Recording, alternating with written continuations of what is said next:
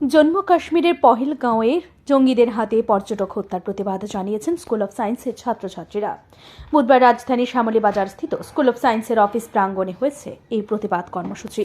স্কুলের ছাত্রছাত্রীরা হাতে প্লে কার্ড নিয়ে ঘটনা তীব্র নিন্দা জানিয়েছেন এবং অভিযুক্তদের দৃষ্টান্তমূলক শাস্তির দাবি জানিয়েছেন। প্রতিবাদ কর্মসূচি সম্পর্কে স্কুল অফ সায়েন্সের কর্ণধার অভিজিৎ ভট্টাচার্য বলেন, জম্মু কাশ্মীরের পহেলগাঁওয়ে ভ্রমণ করতে গিয়েছিলেন পর্যটকরা। সেখানে তারা প্রাকৃতিক সৌন্দর্য উপভোগ করতে গিয়েছিলেন। সেখানে জঙ্গিরা এসে তাদেরকে গুলি করে নির্মমভাবে হত্যা করেছে। এই ধরনের ঘটনা কোনো সুস্থ মানুষ মেনে নিতে পারে না। কালকে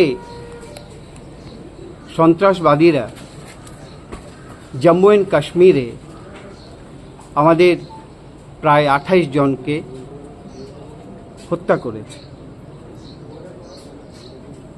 যারাই মারা গেছেন এরা টুরিস্ট ছিলেন, এরা সেখানে বেড়াতে গেছিলেন। এদেরকে নির্মমভাবে টেররিস্টরা এদেরকে হত্যা করে।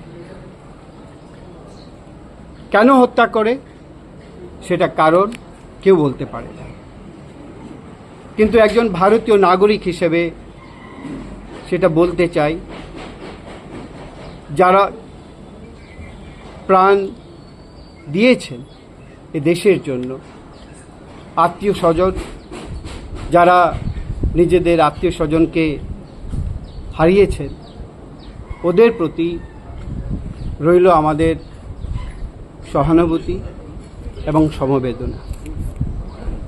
আমি ভারত সরকারের কাছে অনুরোধ করব যে ভারত সরকার যাতে তাদের সব চেষ্টা চালিয়ে যায় এবং যারা এই সন্ত্রাসী জন্য যারা দায়ী ওদেরকে ভারত সরকার যাতে অ্যাপ্রিহেন্ড করে এবং দৃষ্টান্তমূলক ওদের জাস্টিস দেওয়া।